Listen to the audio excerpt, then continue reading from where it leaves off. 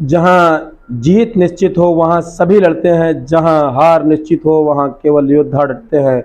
मैं प्रतीक यादव आप सभी का उज्जवल परिवार में एक नए वीडियो में आप सभी का स्वागत करता हूं।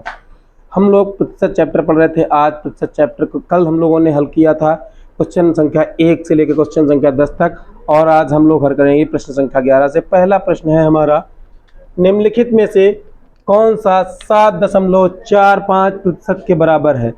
तो बहुत ही आसान तरीके से हम हल करेंगे। 7.45%। जब बेटा प्रतिशत हटेगा, प्रतिशत का चिन्ह हटेगा तो नीचे 100 आ जाएगा, 100 आ जाएगा। एक दो अंक बाद दशमलव है तो दशमलव हटाएंगे तो 2 अंक जीरो और नीचे बढ़ जाएंगे। फिर हम लोग इसको भाग करके भी ट्राई कर सकते हैं, और अगर आसानी से ट्रिक के माध्यम से करना चाहें तो हम देखते हैं 1 2 3 4, 4 अंक के बाद जीरो दशमलव लगेगा तो 7 4 5 दिया गया है। 1 2 3, 4 अंक नहीं तो 4 अंक पूरे कर लेंगे। इस प्रकार से इस प्रश्न का उत्तर 0.0745 प्राप्त होगा। तो आशा करता हूं कि आप सभी के यह प्रश्न जरूर समझ में आया होगा। अगला प्रश्न है हमारा, राम की आमदनी 2000 रुपये है, वह अपनी आय का 40% खर्च करता है तो वह कितने रुपए बचाता है? यदि बेटा कोई आदमी है 100 रुपये कमा रहा है, उसमें से 40% खर्च कर रहा है तो निश्चित है कि वो 60% ही बचाएगा।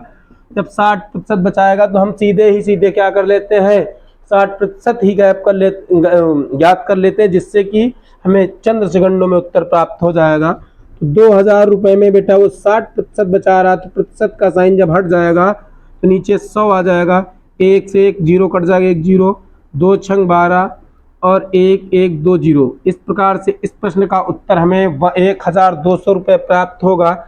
अगला प्रश्न है हमारा, 250 आम में से 550 आम एक मेले में बांट दिए गए, कितने प्रतिशत आम बचे? यदि 250 आम थे, उसमें से 50 आम बट गए तो निश्चित है कि 200 आम ही बचेंगे। या 250 से 50 हम घटा देंगे तो हमें 200 बचे आम हैं, इनका परसेंटेज ज्ञात करना है। तो 200 हैं, कितने में से बांटे गए थे? 250 में से, तो गुणे में 100 कर देंगे। 1 जीरो से जीरो कट जाएगा, 25 एकम 25, 25 अठे 200, 8 दाम 80, 80% आम जो है वो शेष बचे हुए हैं।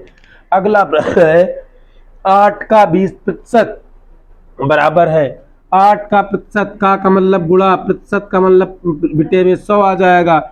1 जीरो से जीरो कट जाएगा, 8 दूनी 16 और नीचे 10। जब 10 से हम 16 को भाग करेंगे, 10 एकम 10 और बचेगा 6, पॉइंट लगा देंगे, जीरो बढ़ाएंगे, 10 6 का 60।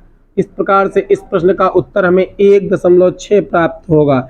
अगर कहा जाए 8 का 20% बराबर कितना है तो 1.6 है। अगला प्रश्न संख्या 15 है, 45 का कितना प्रतिशत 24 है? तो 24 है कितने में से?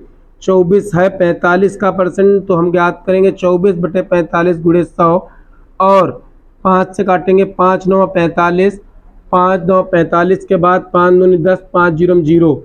अब 3 से काटेंगे, 3 रखो 9, 3 अठे 24, 8 दूनी 16, 160 आएगा।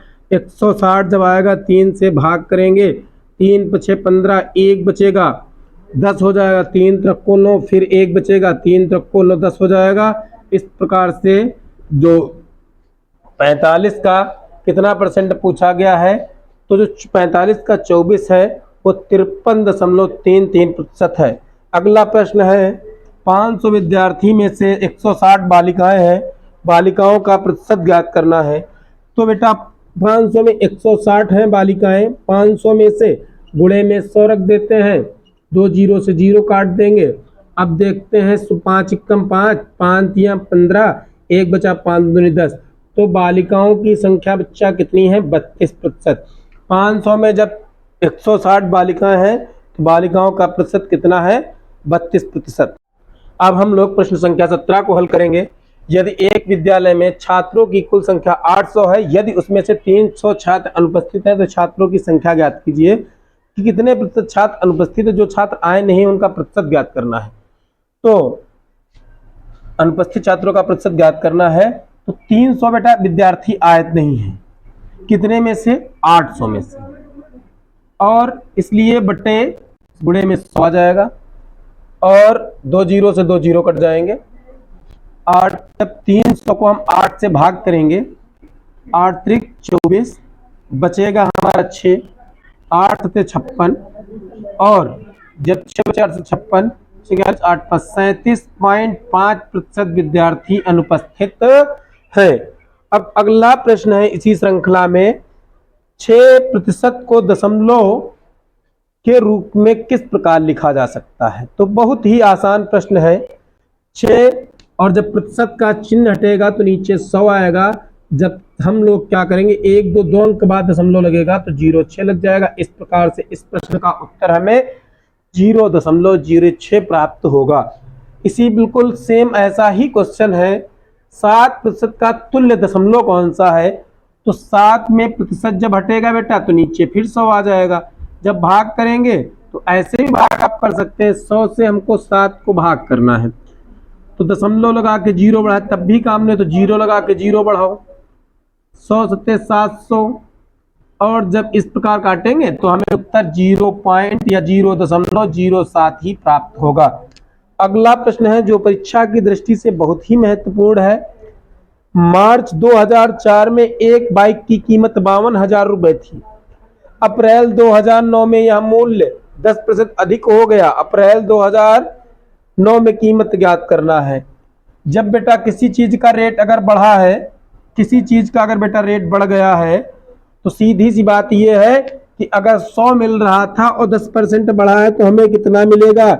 110% मिलेगा। और जब 110% हम सीधे ज्ञात कर लेंगे तो प्रश्न का उत्तर हमें प्राप्त हो जाएगा।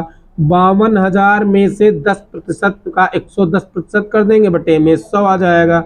2 जीरो से 2 जीरो कट जाएंगे, 1 और 2 जीरो लिख लेंगे। 11 दूना 22 के 2, 11 पचे 55, 55 2 57। इस प्रकार से इस प्रश्न का उत्तर हमें 57,200 प्राप्त होगा। आज के लिए बस इतना ही। बहुत बहुत धन्यवाद आपका।